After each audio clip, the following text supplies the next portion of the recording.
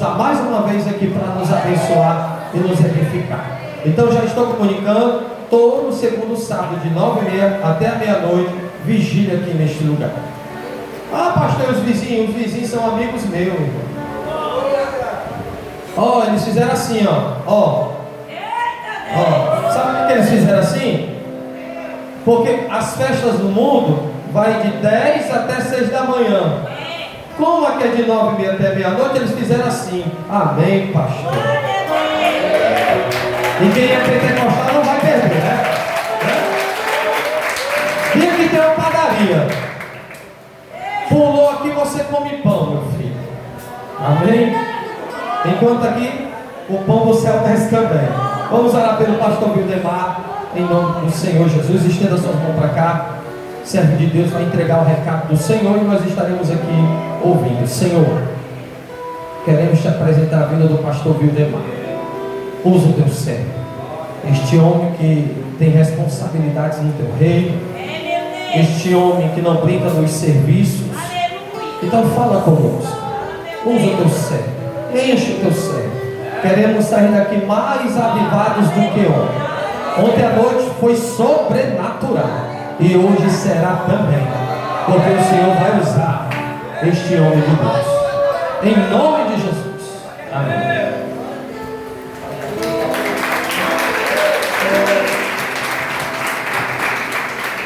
Glória a Deus. Meus irmãos, cumprimento a todos com a paz do Senhor Jesus. Estou por mais uma vez de vera feliz de receber essa oportunidade de estar aqui ministrando a palavra. Quero louvar a Deus pela vida do pastor Henrique, né? E sempre nos dá essa confiabilidade de assumir a tribuna santa para pregar a palavra de Deus. De antemão também quero louvar a Deus pela vida do diácono Douglas, né? Que foi essa ponte para nos trazer até aqui, nesse dia chamado hoje. Missionário Robson, os obreiros dessa igreja, todos que fazem parte desse ministério. Que Deus possa abençoar a vida de todos vocês. Estou feliz também de ver meu amigo pastor Isaac, um grande homem de Deus também. Louva muito, vocês viram a igreja? Louva muito. Satisfação mais uma vez. Nosso batera aí, pastor Henrique disse que ele é melhor do que o batera do... Não parece nem safadão, porque ele é safadão não tem. Glória a Deus.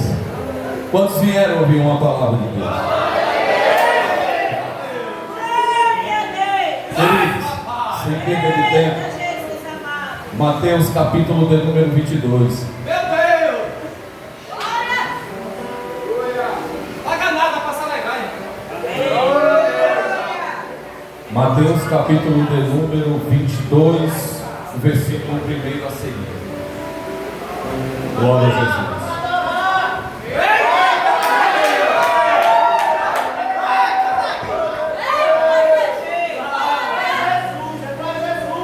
Quantos acharam? Diga eu.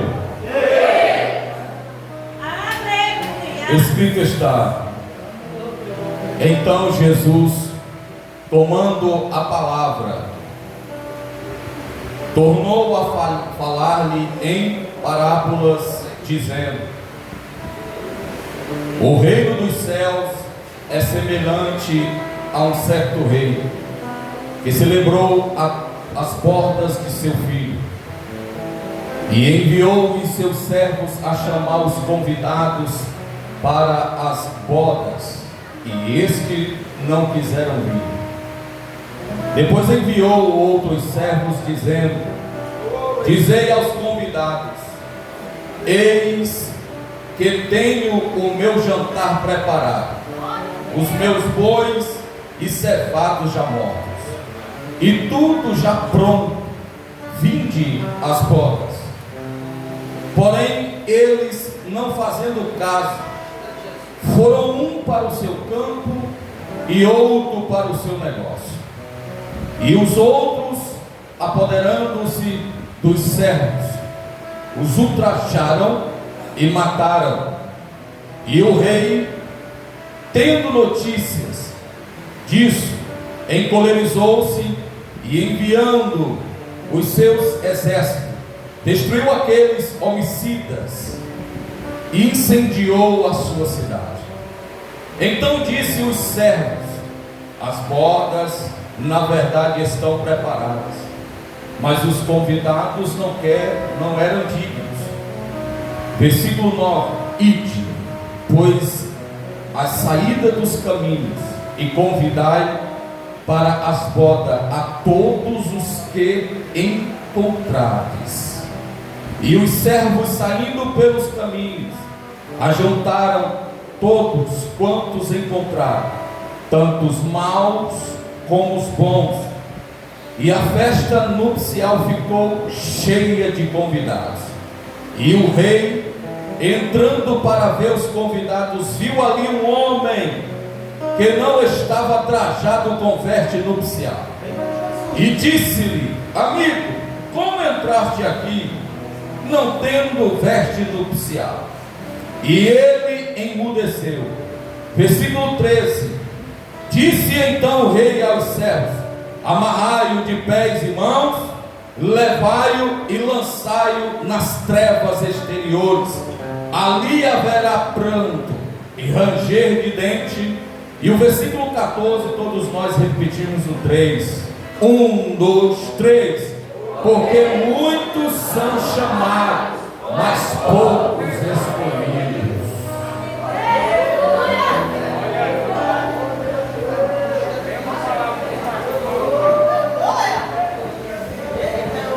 Louvado seja Deus.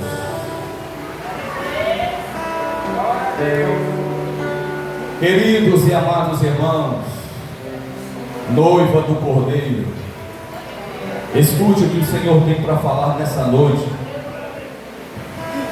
ao nosso coração. Queridos, é bem verdade que toda parábola dissertada por Jesus, ela tem uma intencionalidade, ela tem um sentido, sim ou não? Sim. Todos nós somos conhecedores aqui das parábolas que Jesus anunciava. Essas parábolas, ela tem um sentido. Eu não quero aqui me deter em outras parábolas, mas eu quero focar nessa parábola. O tema desse congresso é: muitos são chamados, mas poucos são os escolhidos. Quando eu estudei esta passagem, eu observei aqui alguns pontos específicos para nós que somos igreja e que estamos esperando a vinda do noivo. A igreja, o alvo da igreja aqui é a espera do noivo, sim ou não? Quando eu li o Evangelho de Mateus, eu observei que no primeiro ponto aqui, quando nós estudamos os evangelhos, nós precisamos entender que cada evangelho escreveu para um povo específico. Esse evangelho, os 4, ele é escrito para um povo específico, diga específico. E cada um dos evangelhos traz uma imagem acerca de Jesus.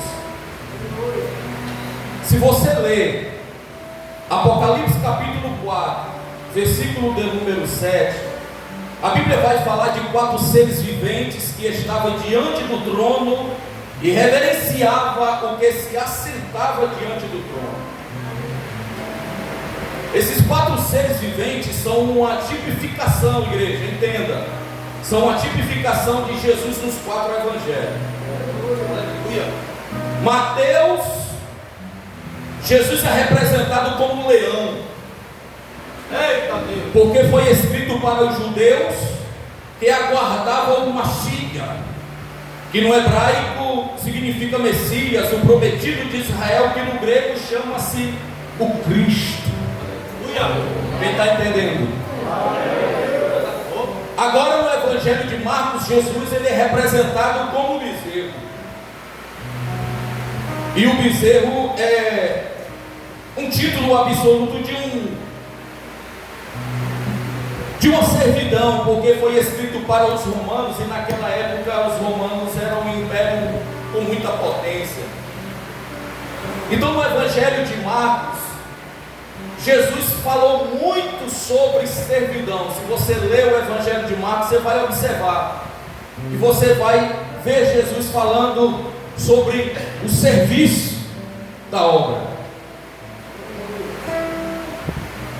sobre servidão. Agora João, no Evangelho de João, é diferente, porque no Evangelho de João, Jesus é representado como a águia que voa, e representando como a águia que voa, irmãos, no Evangelho de João, nós temos que observar aqui que João, ele não se preocupou muito com a vida biológica de Jesus. Ele trata aqui do enviado. Então perceba que aqui João ele é mais direto. Ele anuncia aqui Jesus na sua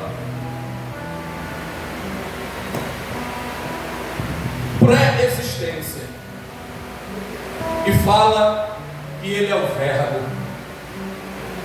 que o Verbo estava com Deus e era Deus. Para que nós venhamos entender, irmãos, a partir desta parábola aqui, nós vamos observar que Jesus ele começa dizendo: então Jesus, tomando a palavra, tornou a falar-lhe em parábolas, dizendo, e olha isso aqui, irmãos, é muito forte: o reino dos céus é semelhante a um certo rei que celebrou as bodas de seu filho. Vai falar de uma festa, vai falar de um casamento.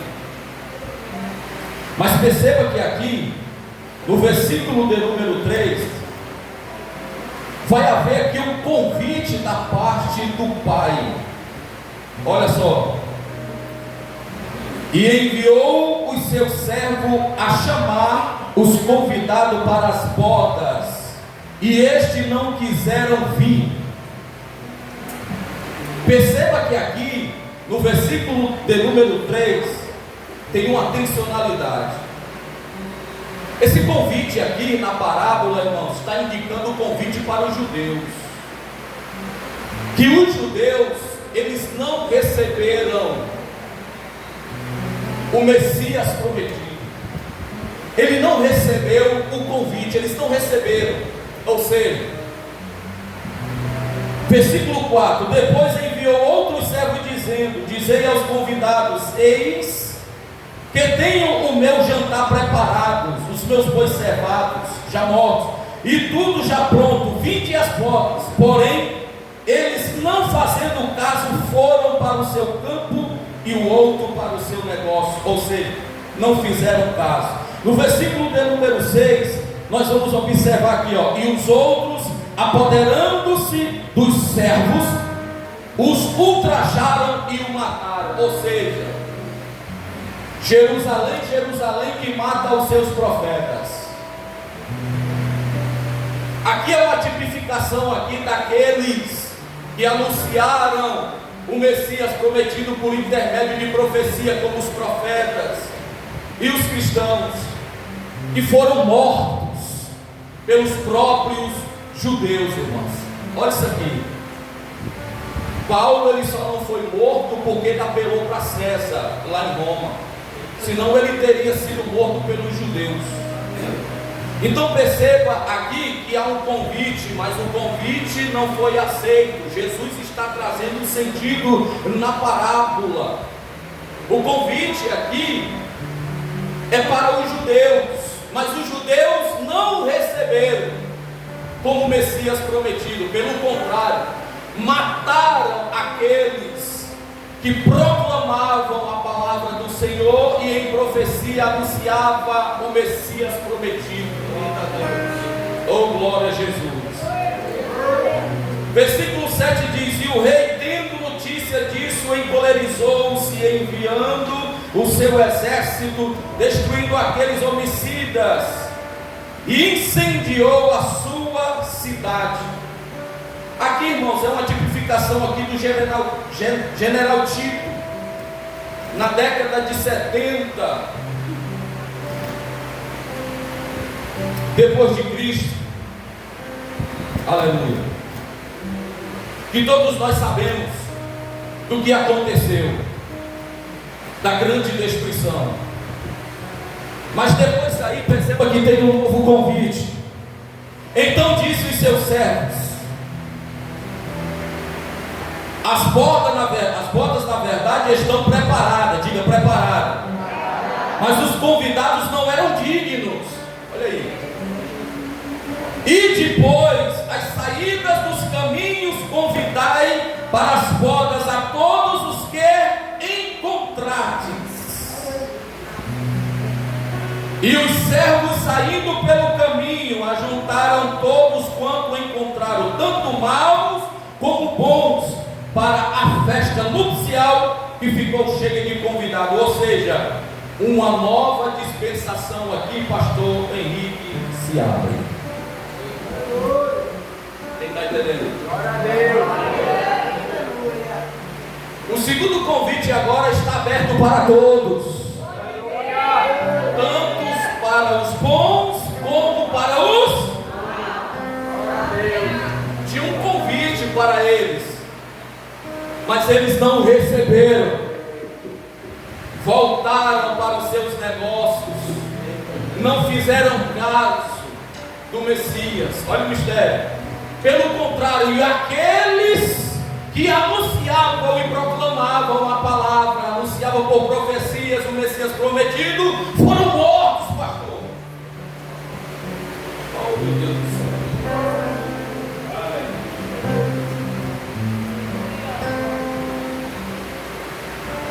Mas o rei aqui na parábola, você faz o seguinte: está tudo preparado. O banquete está preparado. Não pode deixar de ter convidado, de ter festa. Faz o seguinte: agora você vai e diz que agora o convite está aberto para todos. Tanto para os maus como também para os bons. Tragam todos, convidem todos.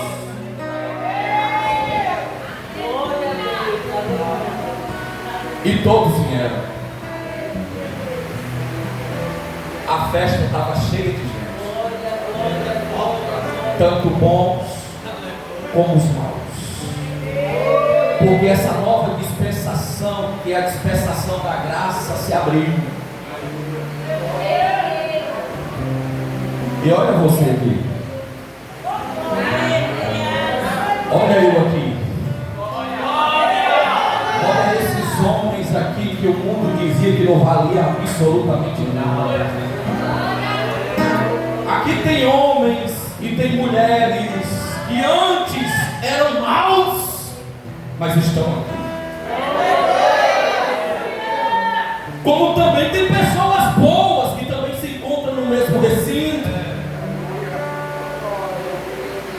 Mas nós sabemos que a festa não é essa, aqui é uma festa para Jesus, mas que de fato a boca é lá em cima, a boca do Cordeiro, que durará 7 anos, não é isso, pastor? Que durará 7 anos. E a igreja viva do Senhor será arrebatada naquele grande dia, para se encontrar com o noivo nos céus dos ares.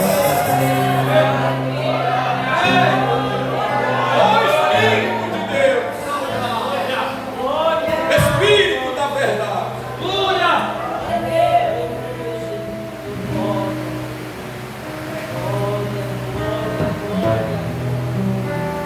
No capítulo de número 28, no versículo de número 20, capítulo 21, versículo de número 28, nós vamos observar que essas parábolas, elas têm o mesmo sentido. Se vocês lerem, vocês vão observar, elas têm o mesmo sentido, a mesma coisa.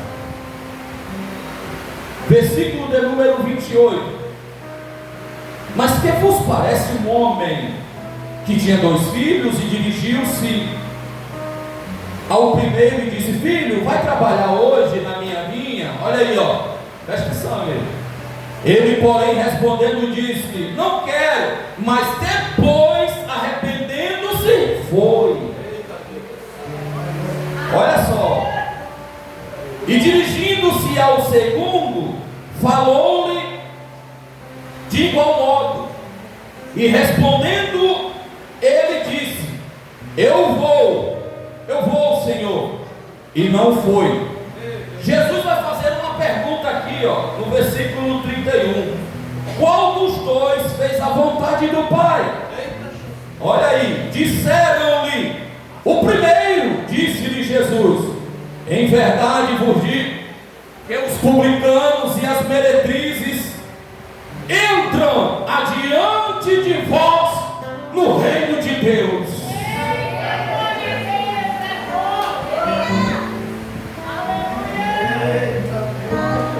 Forte.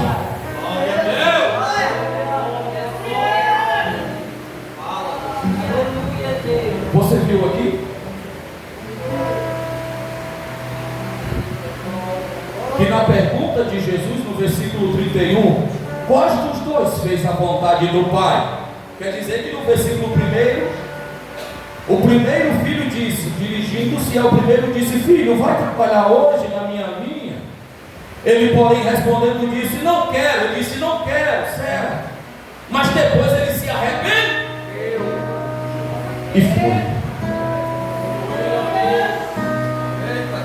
Ele disse: eu não quero natureza humana, porque a natureza humana não quer. Mas o Espírito fala mais forte. Ele disse: eu não quero, mas depois ele se arrepende-se e diz: eu vou, meu Pai. Perceba que quem fez aqui a vontade do Pai foi o primeiro. Aí Jesus aqui ele aplica de novo na parábola dizendo: em verdade vos digo que as meretrizes e os publicanos irão adiante de vós.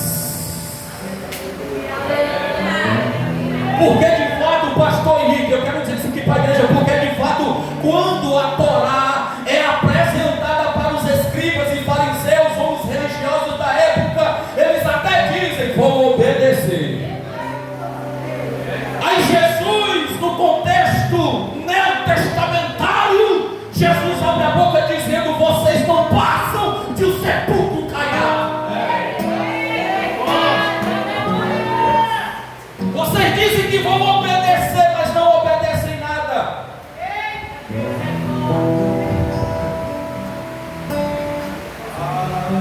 Porque Jesus conhecia o interior de cada um deles.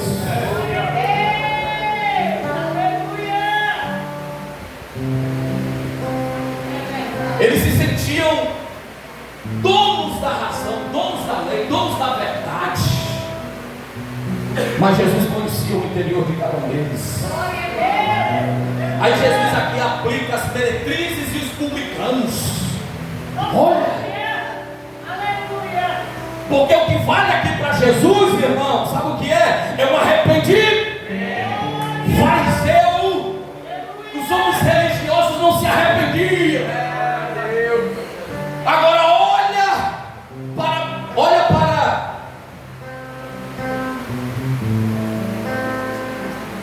Zaqueu, um publicano. E todos nós sabemos que os publicanos, para a nação de Israel, eram reconhecidos como os traidores da pátria.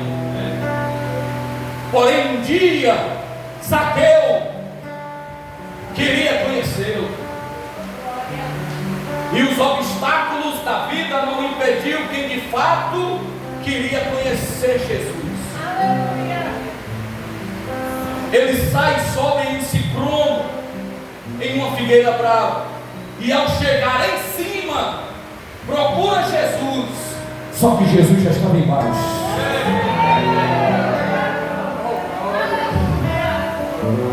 Porque de fato nós procuramos Jesus, mas Jesus já nos achou faz tempo.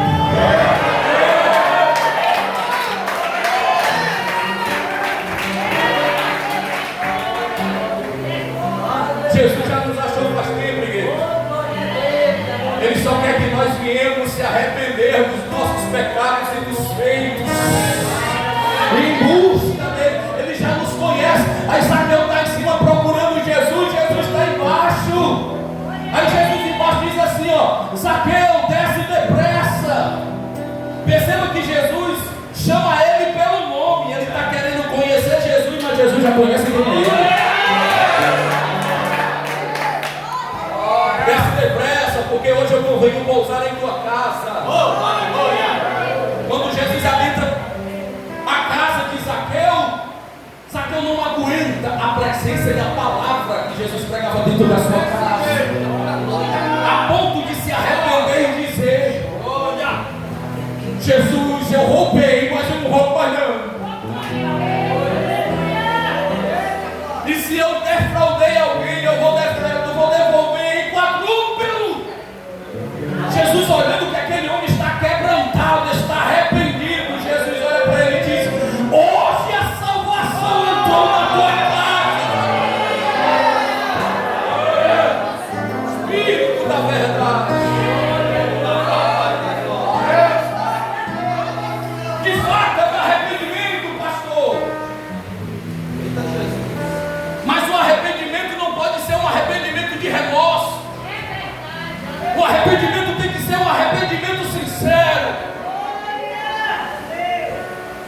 A palavra do Senhor nos afirma que aquele que se arrepende deixa, ele alcança a misericórdia de Deus. O que se arrepende deixa, alcança a misericórdia de Deus. Então, para Deus, o que é mais importante é o arrependimento. Não importa o que você fez, não importa o que você está fazendo, o que importa é se você nessa noite se arrepender de verdade e aceitar a Cristo como teu único e suficiente Salvador da tua alma. Ele te perdoa.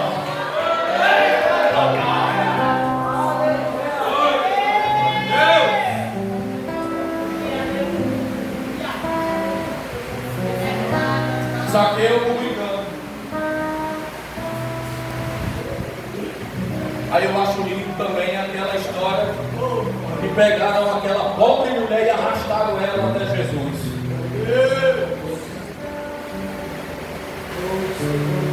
Jesus, essa mulher foi pega no seu próprio ato adulterando, mas de fato não tinha a segunda pessoa. Olha o mistério. Porque tem gente que é assim, irmão, nem faz e nem quer deixar os outros fazer. Prefere condenar, prefere matar, prefere riscar, prefere puxar o tapete, mas não faz. Aí todo para pegar Jesus na contradição, mas Jesus tinha a palavra na ponta da língua, porque ele é o verbo, ele é a palavra. E aí, Jesus, o que é que tu diz? Jesus no silêncio se agacha. E quando ele se agacha, ele escreve. E ali nós não sabemos o que é, mas todo pregador ele tem a sua conjectura. E para mim, eu acredito que para você, Jesus já estava escrevendo uma nova história na vida daquela mulher.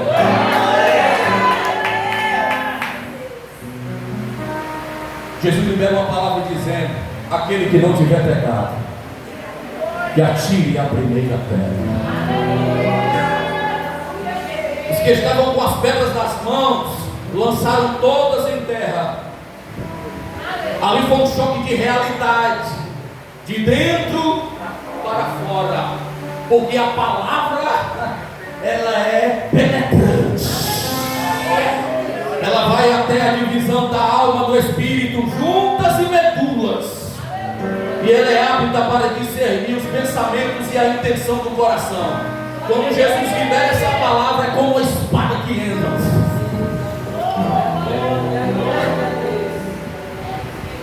Eles queriam até fazer. A pobre da mulher já estava com medo, mas começaram a lançar as pedras fora do chão.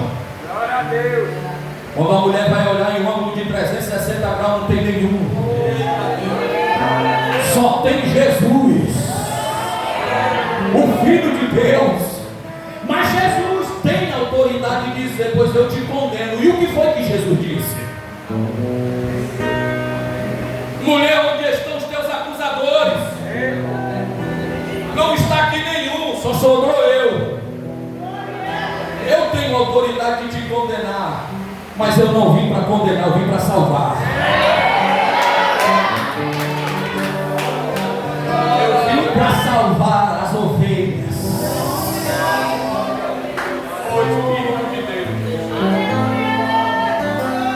Perdoados estão os teus pecados. Vai em paz. Irmãos, nós estamos na nova dispensação, a dispensação da graça. E quantas pessoas estão brincando de ser crente nos últimos dias que a igreja está vivenciando aqui na terra?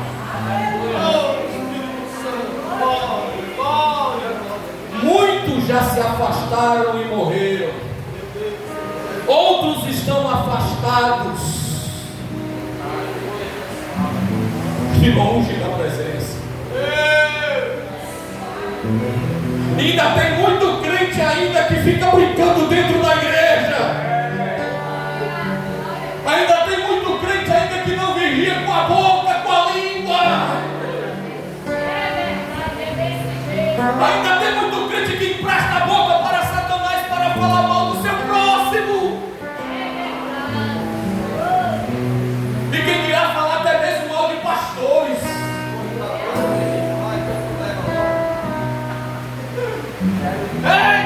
Nós estamos no século 21, pós-modernidade.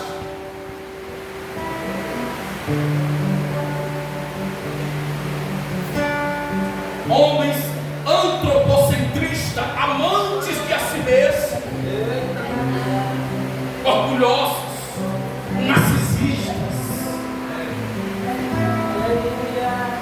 O amor que é bom está longe.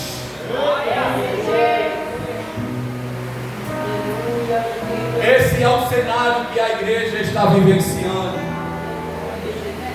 Mas aprove a Deus que a palavra do Senhor nos afirma que subirá um povo no meio.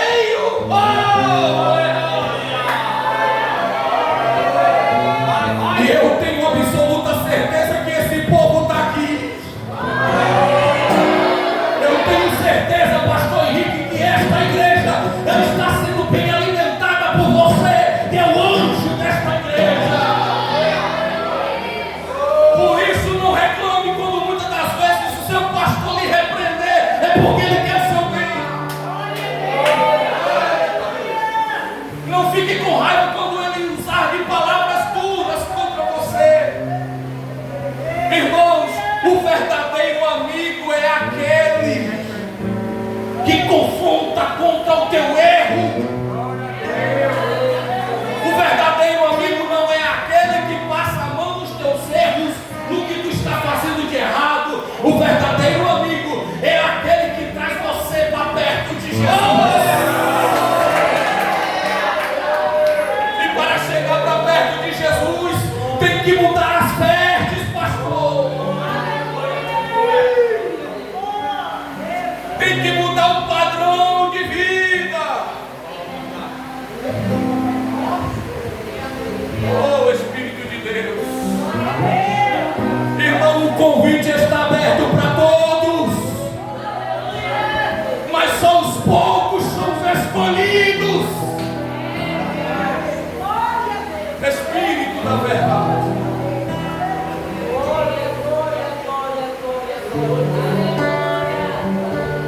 Meu Deus, aleluia. Glória.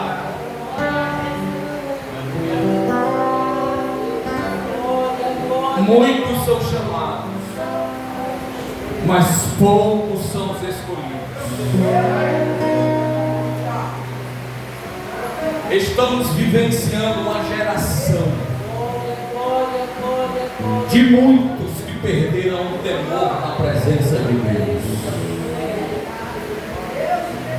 Olha que lindo aqui.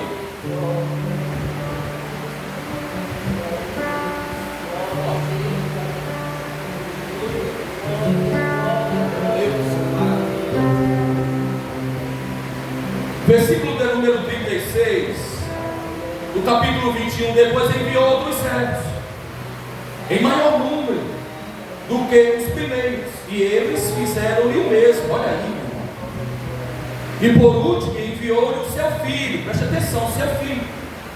E por último enviou-lhe seu filho, dizendo: terão respeito ao meu filho. Olha aí. Mas os lavradores, vendo o filho, disseram entre si: este é o herdeiro. Vinde, matemo e apoderamos-nos da sua herança. Essa parábola aqui, ela dá sentido, sabe para quem? Para Jesus.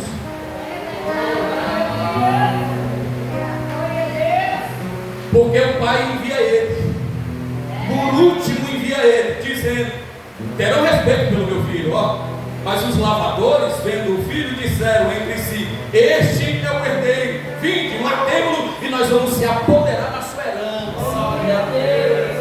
Versículo 39. E lançando mão dele, o arrastaram para fora da vinha e mataram ele no Gólgota.